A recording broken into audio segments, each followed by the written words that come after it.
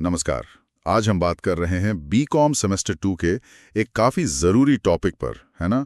BBMKU Dhanbad के students के लिए खास। जी हाँ, ब्रांच अकाउंटिंग। हाँ, शाखा लेखांकन।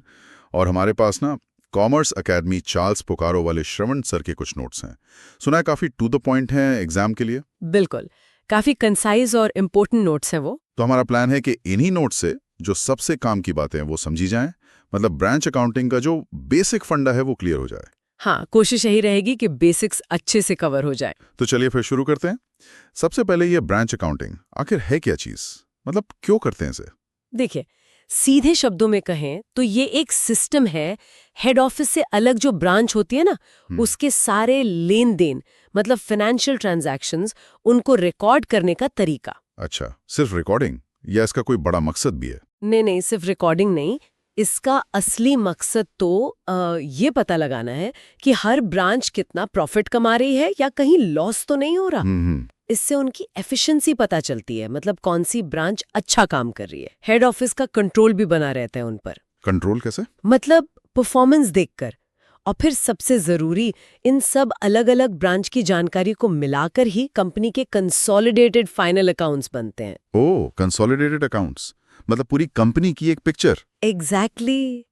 तभी तो पता चलेगा ना कि ओवरऑल कंपनी कैसा कर रही है और कौन सी ब्रांच रखनी है, कौन सी शायद बंद करनी पड़े। अच्छा, तो ये सिर्फ हिसाब किताब नहीं हुआ, ये तो एक तरह का मैनेजमेंट टूल भी हो गया। बिल्कुल बिल्कुल, परफॉर्मेंस मैनेजमेंट टूल कह सकते हैं। नोट्स में अलग अलग तरह की ब्रांचेस का भी जिक्र है, डिपेंडेंट, इंडिपेंडेंट और फॉरेन। इनमें मोटा मोटा फर्क क्या है? हाँ, मेन फर्क है अकाउंटिंग की जिम्मेदारी का। डिपेंडेंट ब्रांचेस, जैसे नाम से ही पता चल रहा है, पूरी तरह हेड ऑफिस पर निर्भर होती है। उनका हिसाब किताब भी हेड ऑफिस ही रखता है। अच्छा। जबकि इंडिपेंडेंट ब्रांचेस अपना पूरा अकाउंटिंग सिस्टम खुद मेंटेन करती हैं। वो ऑलमोस्ट एक अलग एंटिटी की तरह काम करती हैं। और फॉरेन ब्रांचेस? फॉरेन ब्रांचेस तो मतलब देश के बाहर हो गई। उनमें अकाउंटिंग के साथ साथ करेंसी एक्सचेंज रेट्स और वहां के लोकल नियम वगैरह भी देखने पड़ते हैं। ठीक है, समझ गया। तो ब्रांचेस अलग, उनका हेड ऑफिस से रिश्ता अलग। अब सवाल यह है कि इनका हिसाब किताब कैसे रखा जाता है। नोट्स में कुछ मेथड्स बताए गए हैं अकाउंटिंग के? जी हाँ, नोट्स में 4 मेथड्स का जिक्र है। Debtors method, stock in debtors method, final accounts method और होलसेल ब्रांच मेथड। और नोट्स ये भी कहते हैं कि एग्जाम के लिए डेटर्स मेथड और स्टॉक इन डेटर्स मेथड ज्यादा इंपॉर्टेंट है।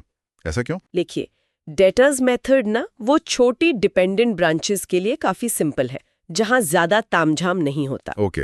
और स्टॉक एंड डेटर्स मेथड थोड़ा ज्यादा डिटेल्ड है। इसमें स्टॉक पर कंट्रोल बेहतर रहता है, ज्यादा इन्फॉर्मेशन मिलती है। तो शायद एग्जाम के लिहाज से ये दोनों फंडामेंटल कॉन्सेप्ट्स को अच्छे से कवर करते हैं। बाकी फाइनल अकाउंट्स मेथड और होलसेल ब्रांच मेथड भी हैं, पर जैसा नोट्स इशारा कर रहे हैं, एग्जाम के लिए इन दो पर, मतलब डेटर्स और स्टॉक एंड डेटर्स पर पकड़ बनाना ज्यादा जरूरी लगता है। ठीक है। अच्छा, नोट्स में होलसेल ब्रांच मेथड के बारे में खास बात लिखी है कि माल इनवॉइस प्राइस पर भेजा जाता है। इसका क्या मतलब हुआ? कॉस्ट पर क्यों नहीं? हाँ, ये एक बहुत इंपॉर्टेंट पॉइंट है।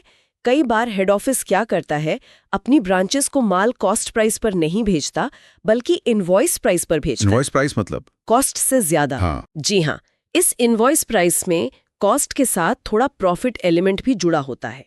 उसको लोडिंग कहते हैं। लोडिंग? अच्छा। पर ऐसा करते क्यों है? मतलब कॉस्ट में ही प्रॉफिट क्यों जोड़ना? इसके कई कारण हो सकते हैं, जैसे ब्रांच लेवल पर असली प्रॉफिट सीक्रेट रखना या ब्रांच मैनेजर को सेल्स पर फोकस करने के लिए मोटिवेट करना। लेकिन अकाउंटिंग के नजरिए से देखें तो हाँ, अकाउंटिंग में क्या फर्क पड़ता है इससे? बहुत बड़ा फर्क पड़ता है। देखिए, जब माल इनवॉइस प्राइस पर गया तो ब्रांच के पास जो स्टॉक पड़ा है या जो माल रास्ते में है या वापस आया है, उन सब में एक प्रॉफिट का हिस्सा जुड़ा हुआ है जो अभी रियलाइज नहीं हुआ। हाँ, क्योंकि माल बिका तो है नहीं अभी। बिल्कुल।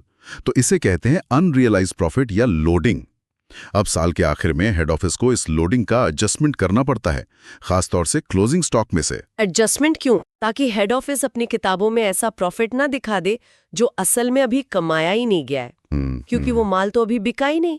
इसे हटाना पड़ता है सही प्रॉफिट निकालने के लिए। समझ गया। ये तो जरूरी है, वरना प्रॉफिट गलत दिखेगा। अच्छा, नोट्स में कुछ खास लेजर अकाउंट्स के नाम भी हैं। Branch account, goods sent to branch account, branch stock account. जी, डेटर्स मेथड में जैसे एक बेसिक जर्नल एंट्री है माल भेजने की। Branch account debit, to goods sent to branch account credit. हाँ, ये तो फाउंडेशनल एंट्री है। बिल्कुल। और इन अकाउंट्स के अलावा ना कुछ एडजस्टमेंट्स हैं जो एग्जाम और प्रैक्टिकल दोनों के लिए बहुत बहुत इंपॉर्टेंट है। जैसे गुड्स इन ट्रांजिट, माल जो हेड ऑफिस से निकल गया पर ब्रांच को मिला नहीं। अच्छा, ये टाइम गैप की वजह से। हाँ। फिर स्टॉक का कोई एबनॉर्मल लॉस हो जाए, चोरी, आग वगैरह से। और जैसा हमने अभी बात की, अगर माल इनवॉइस प्राइस पर भेजा है तो क्लोजिंग स्टॉक से लोडिंग का एडजस्टमेंट। ये लोडिंग वाला एडजस्टमेंट बहुत क्रिटिकल है। और श्रवण सर की वो टिप हमेशा याद रखनी चाहिए। सवाल पढ़ते ही पहले ये देखो कि माल कॉस्ट पर भेजा है या इनवॉइस प्राइस पर,